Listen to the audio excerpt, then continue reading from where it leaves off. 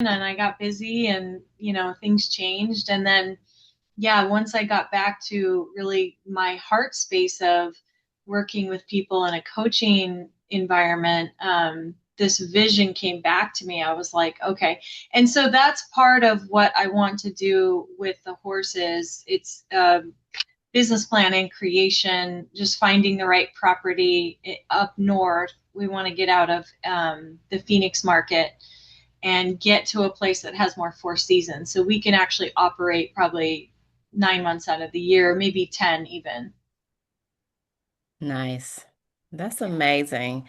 And I don't real know if you realize it or not, but you earlier you said you're still trying to figure out how all of this is coming together. Yeah. Like you're already doing it, Ciara. Is coming together. The vision that you had, that you remembered, after you start getting clear, is coming together. Like you're actually embodying that, in my opinion, just listening to what you're saying and looking at your page, it's like you're doing it. Yeah. Thank you.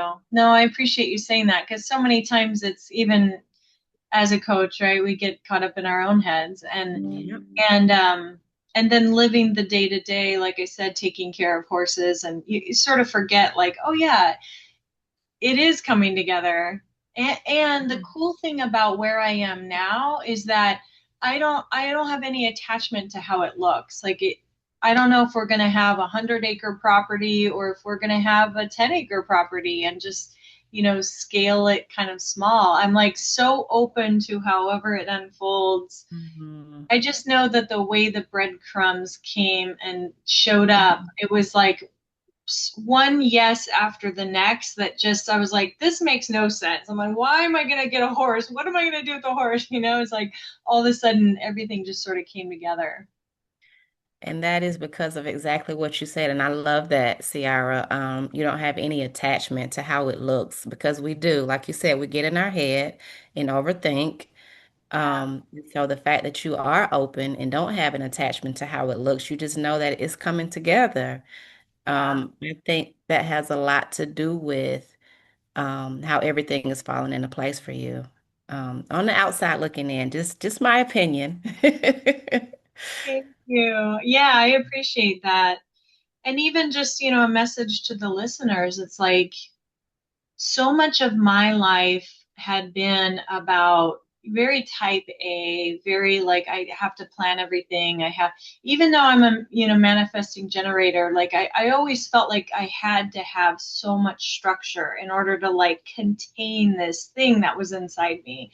And and it's funny, even just as I said that, I was like, wow, that's pretty significant. Yeah. And once I broke free of that, I mean, there's still like layers of the onion coming, peeling, unpeeling, but I so realized that I don't have to live that way, that there is something guiding me, that there, whether it's internal or it's God or it's whatever it is, like the internal God, it's, and that I don't have to figure out every little detail, that it's like there's this path and I can just walk it and go with what feels right. So how did you get there, Ciara? Because a lot of us are stuck there. So how did you get there? Um, I think it's just really it's diving into, honestly, it was the coaching path. I think that was a big significant part of it. But also in even years prior to that, I had gone through some medical challenges, some really big medical challenges that kind of wiped me out, from the perspective of like I guess this might be my way, that like this is the way I'm going to go out in the world, like it was that significant. And I was like, okay, I just have to kind of accept it and kind of go with it.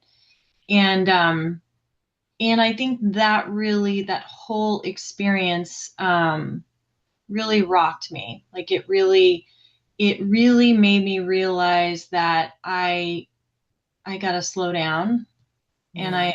I need to start listening to me, and I need to stop people pleasing, and Mm, making everyone else happy, everyone around me. Let me make sure, because I at the time I had reconciled with my ex-husband, mhm. and in my mind I was like, well, I need to really overdo this. Like I need to make sure he's good and my son is good, and like, everything's like perfect. I got to make it all perfect, when I wasn't really taking care of me.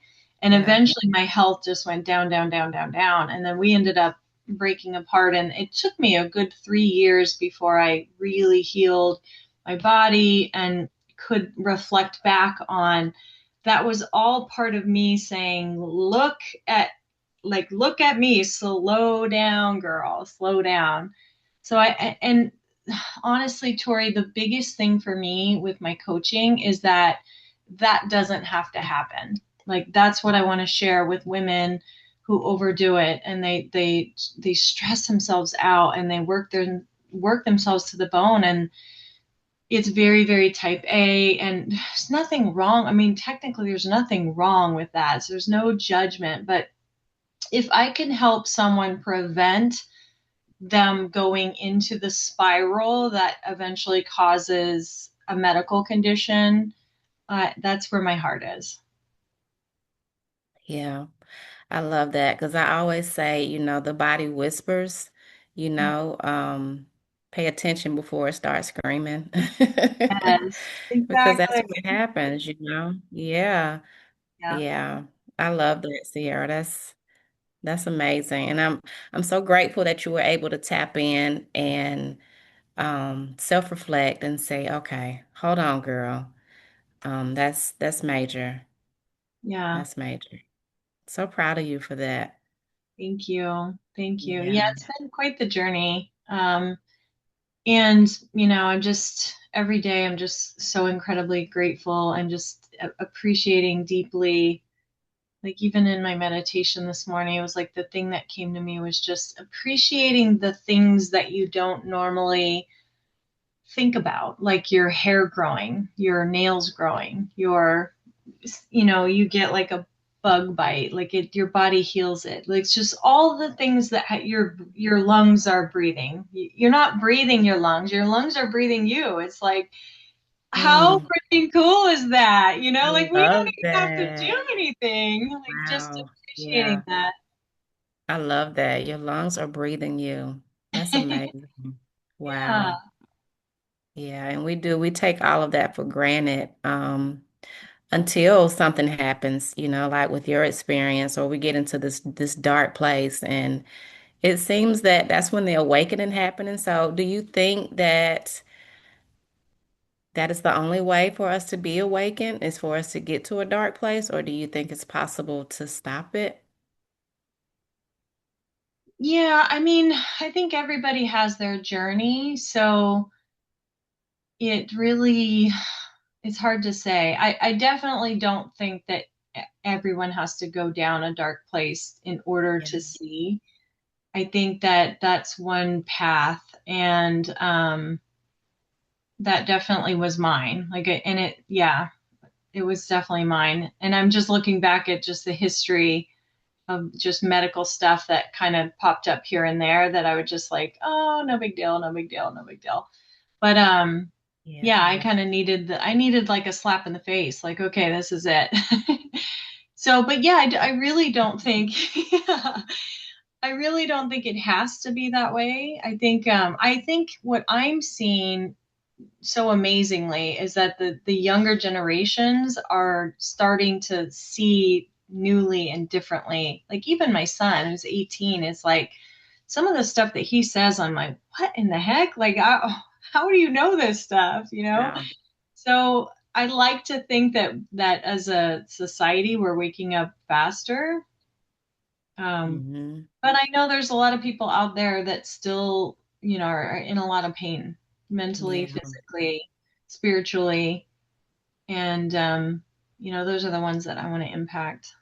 Yeah. What would you say to that woman? Yeah, I would say you got this, and you are loved, and you are already perfect. You are not broken. Mm. Yeah. Yeah. Those simple words in itself were powerful enough, you know. And everybody, the dark place doesn't have to be traumatic. Like you said, everybody has their journey.